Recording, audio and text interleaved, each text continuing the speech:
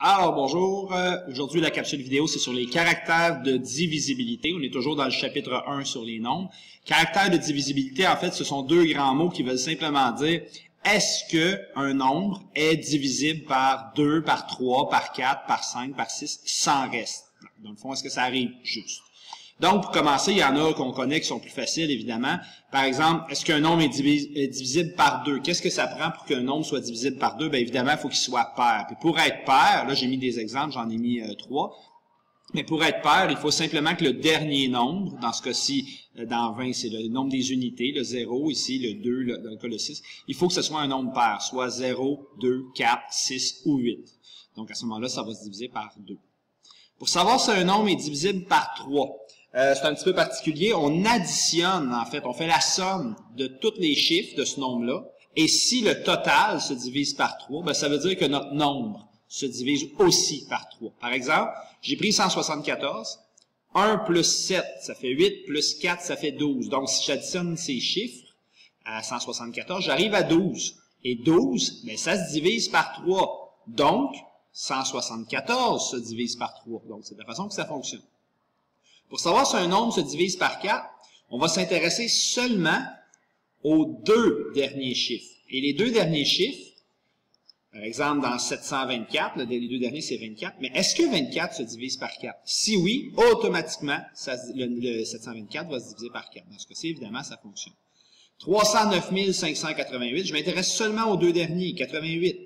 Donc, est-ce que ça se divise par 4? Puis si jamais je ne le sais pas en calcul mental, 24, je le voyais en calcul mental, mais 88, ben, je peux toujours faire le crochet, mais j'ai pas besoin de faire ma division dans le crochet avec 309 588. Je peux juste prendre 88 et voir si ça fonctionne. Pour savoir si un nombre se divise par 5, ben, c'est simple, il doit se terminer soit par 0 ou par 5. Si le dernier nombre, donc la dernière position des unités, n'est pas un 5 ou un 0, automatiquement, il ne se divise pas par 5. Pour savoir si un nombre se divise par 6, ben en fait, un nombre qui se divise par 6, c'est un nombre qui se divise d'abord par 2 et ensuite par 3. Donc, il faut absolument qu'il se divise par 2 et par 3. Donc, il doit être pair, premièrement. Et deuxièmement, ben, il faut que la somme de ces nombres se divise par 3. Donc, j'ai pris 96, c'est pair. Et 9 plus 6 donne 15. 15 se divise par 3. Donc, s'il se divise par 2 et 3, automatiquement, en se divisant par 2 puis par 3, ben, il se divise aussi par 6. Le prochain, par 8. Ben, un caractère de divisibilité qui est par 8. En fait, tantôt, pour le 4, on s'intéressait aux deux derniers chiffres. Ben, pour le 8, on va s'intéresser aux trois derniers chiffres. Est-ce que les trois derniers chiffres se divisent par 8? Donc, si je fais mon crochet, par exemple, avec 344 divisé en 8, je me rends compte que ça arrive juste. Je crois que ça donne 43, là, si je ne me trompe pas. Donc, dans ce cas-ci, étant donné que ça fonctionne, ça arrive sans reste, ben, automatiquement, je sais que 545 344 se divise aussi par 8. Donc, je vais remonter un petit peu. Pour savoir si un nombre maintenant se divise par 9, bien, pour savoir s'il se divise par 9, c'est un peu comme le 3, c'est-à-dire on va faire la somme des chiffres, et si le total est divisible par 9, dans ce cas-ci, je ne me souviens pas d'exemple que j'ai mis 3771, 3 plus 7, ça fait 10, plus 7, 17, plus 1, 18, bien 18, ça se divise bien par 9, donc je sais que je suis correct, dans le fond, que ça va bien se diviser par ça se divise bien. 3771 se divise par 9. Le prochain par 10, ben, c'est peut-être le plus facile pour savoir si un nombre se divise par 10. Est-ce qu'il se termine par un 0? 90, 4300, 567, 1980 sont tous des nombres qui se divisent par 10 parce que la position des unités est un 0. Pour savoir si un nombre se divise par 12, ben, pour savoir s'il se divise par 12, il doit se diviser d'abord par 3 et par 4. Donc, 3, est-ce que notre total de tous ces chiffres se divise bien par 3?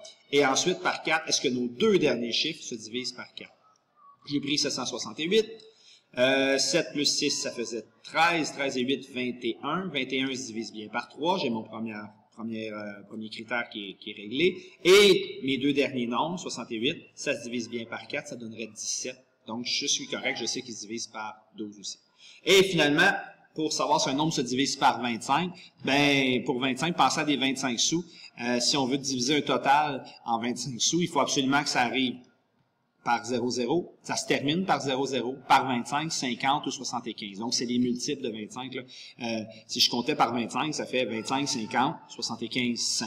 125, 150, 175, 200. 225, 250, 275, 300. Donc, c'est toujours les mêmes nombres qui reviennent, et ces nombres-là se terminent soit par 0, 25, 50 ou 75. Donc, j'ai mis des exemples ici, là, qui se terminaient soit par 25, 50, 75 ou 100 ou 0, 0. Maintenant, vous allez pouvoir appuyer sur pause, vous allez pouvoir tenter l'exercice. Je vous ai placé un petit exercice en bas. J'ai mis 3 nombres, les 3 nombres qui sont ici, et je vous demande simplement de mettre un X pour savoir si ces nombres-là se divisent par 2, 3, 4, et ainsi de suite. Donc, vous pouvez appuyer sur pause, le tester et vous corriger par la suite. Voilà. Alors, si je vais maintenant, le premier, 23 646. D'abord, c'est certain qu'il se divise par 2 étant donné qu'il est pair. Si je fais le total, maintenant, si je fais le total de ces nombres, 2 et 3, ça fait 5. 5 plus 6, je suis rendu à 11. Plus 4, 15. Plus 6, 21. 21 se divise bien par 3, ça fonctionne. Les deux derniers nombres, 46, ça ne se divise pas par 4. Ça se termine pas par un 5. Comme ils se divisent par 2 et 3, automatiquement, j'étais sûr qu'ils se divisaient par 6. J'ai testé 646. Ça se divisait pas par 8. Donc, 23 656 non plus. Le total, c'était 21. Ça se divise pas par 9. Il se termine pas par un 0. Et comme il se divise il se divise pas par 4, parce que pour 12, ça prendrait 3 et 4, automatiquement, je savais que 12 serait pas bon.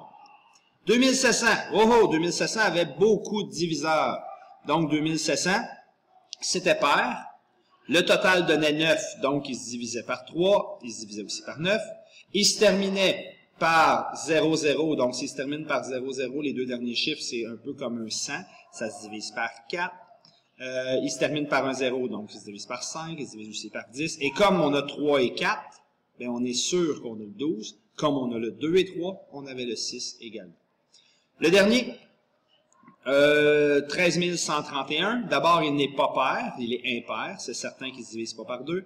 Le total me donnait 9, donc je sais qu'il se divise par 3 et par 9. Et, il ne se divise pas par 4 à 31 non plus. Il ne se termine pas par un 0 ou un 5. Il ne se termine pas par un 0.